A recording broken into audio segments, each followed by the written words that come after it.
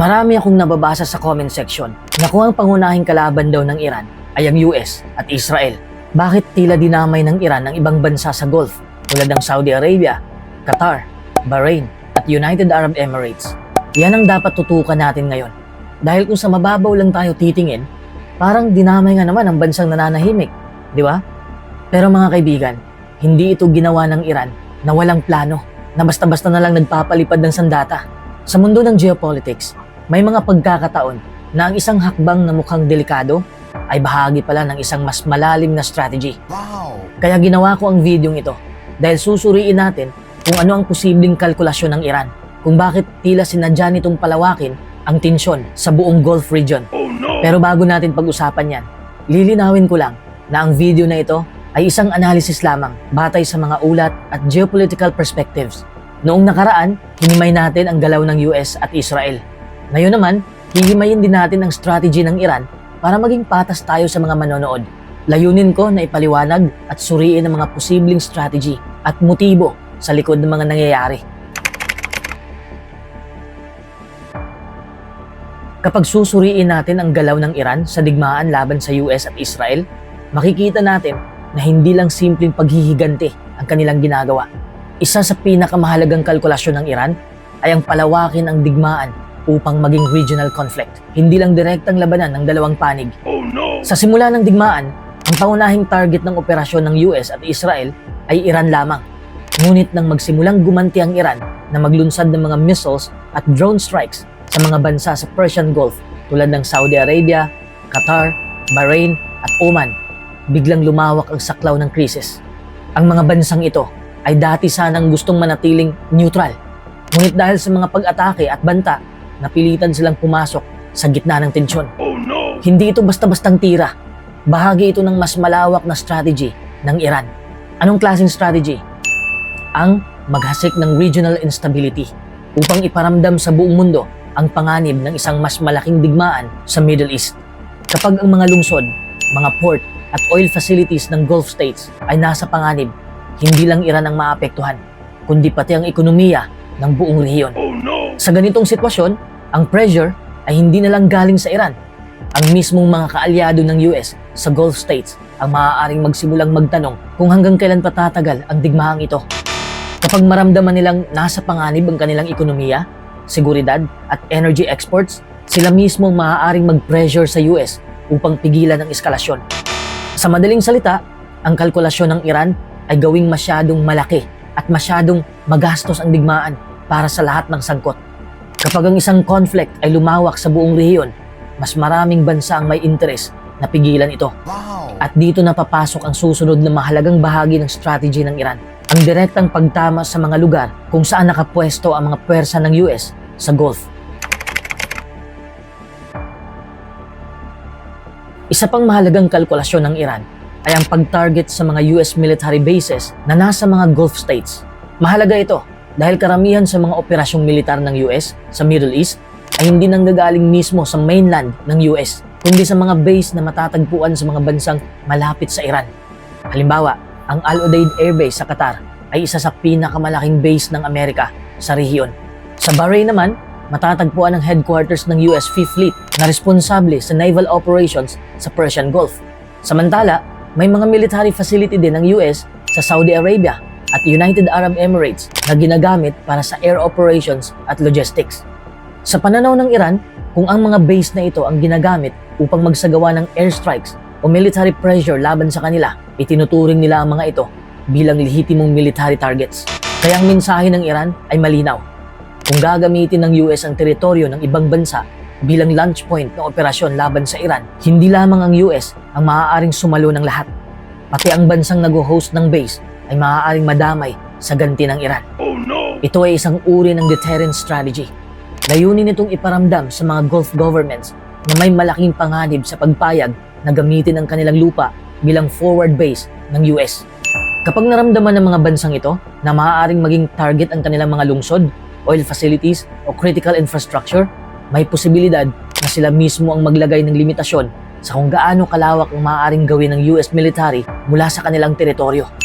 Sa madaling salita, sinusubukan ng Iran na itaas ang political cost para sa mga kaalyado ng US.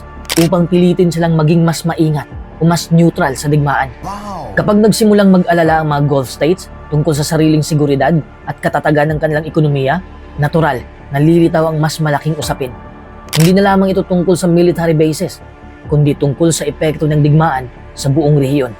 Dito na pumapasok ang susunod na mas malaking kalkulasyon ng Iran, ang posibilidad na maapektuhan ang pinakamahalagang lifeline ng global economy. Ano ito? Ang supply ng langis at enerhiya mula sa Persian Gulf. Isa pang mahalagang bahagi ng mga strategy ng Iran ay ang paggamit sa energy leverage ng Persian Gulf. Hindi lang ito simpleng military battlefield, ito rin ang puso ng global oil at gas supply. Wow! Malaking porsyento ng langis na ginagamit sa buong mundo ay dumadaan sa Persian Gulf at sa makitid na daanan ngunit napakahalagang ruta ng Strait of Hormuz. Kaya kapag nagkaroon ng tensyon o gulo sa bahaging ito ng mundo, agad itong nararamdaman sa global market. Tumataas ang presyo ng langis. Nagiging hindi sigurado ang supply at nagkakaroon ng pangamba sa ekonomiya ng maraming bansa. Ito ang isa sa mga pressure point na alam ng Iran na napakahalaga sa international community. Sa ganitong sitwasyon, ang mensahe ng Iran ay malinaw. Kung patuloy na lalawak ang digmaan laban sa kanila, maaaring maapektuhan ang daloy ng enerhiya mula sa Gulf. Kapag nangyari yon, hindi lang ang US o Israel ang maapektuhan, kundi pati ang Europa, Asia at iba pang ekonomiya na umaasa sa langis mula sa rehiyong ito. At kapag nagsimulang maramdaman ng mundo ang epekto sa ekonomiya, mas tumataas ang posibilidad na magkaroon ng diplomatic pressure para itigil ang paglawak ng digmaan. Wow! Ngunit hindi lang ekonomiya ang bahagi ng kalkulasyon ng Iran. May isa pang mas malalim na strategy na ginagamit nila sa ganitong uri ng conflict, ang pagpapakita na kaya nilang guluhin ang buong rehiyon kahit mas malakas ang kanilang kalaban militarily. May isa pang mahalagang dahilan kung bakit dinamay ng Iran ang buong Gulf region, ang ipakita na kaya nitong guluhin ang buong rehiyon kung pipilitin itong labanan. Sa realidad ng military power, alam ng Iran na hindi nito kayang talunin ng US sa isang direktang digmaan. Sorry sa word alam kong magre-react ang mga viewers na mga pro-Iran, pero kailangan nating tanggapin ang katotohanan na mahirap kalabanin ng US sa direktang digmaan. Alam yan mismo ng Supreme Leader na si Ali Khamenei noon pa. Napakalaki ng agwat sa teknolohiya, air power at global military reach. Kaya ang ginagamit ng Iran ngayon ay tinatawag na asymmetric escalation. Ibig sabihin, sa halip na harapin ng direkta ang lakas ng US, pinipili nitong palawakin ang larangan ng digmaan at gawing mas komplikado ang sitwasyon. Kapag ang Persian Gulf ay naging sentro ng tensyon, automatic, nagiging problema ito, hindi lang ng US at Israel, kundi ng buong international community. Sa ganitong paraan, kahit hindi manalo ang Iran sa traditional na military sense, nagkakaroon ito ng kakayahang gawing napakamahal at napakadelikado ang digmaan para sa lahat ng kasangkot. Isang missile strike, isang oil facility, isang tensyon sa shipping routes, o kahit banta lamang sa Strait of Hormuz ay sapat na para magdulot ng panic sa global markets. At kapag nangyari yon, nagsisimulang itanong ng ibang bansa kung sulit pa bang ipagpatuloy ang digmaan laban sa Iran. Wow! At mula sa regional strategy na yon, may isa pang aspeto na mahalaga ring tingnan. Ang mensahe ng pamahalaan ng Iran sa sarili nitong mamamayan.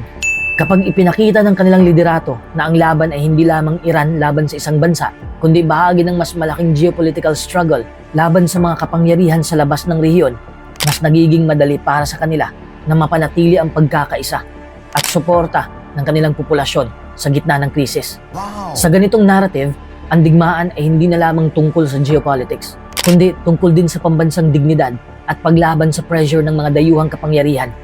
Kaya naiintindihan natin na sa geopolitics, hindi lahat ng hakbang ay simpleng galit lang o basta paghihiganti. Minsan, ang mga desisyon na mukhang mapanganib ay bahagi pala ng mas malaking strategy.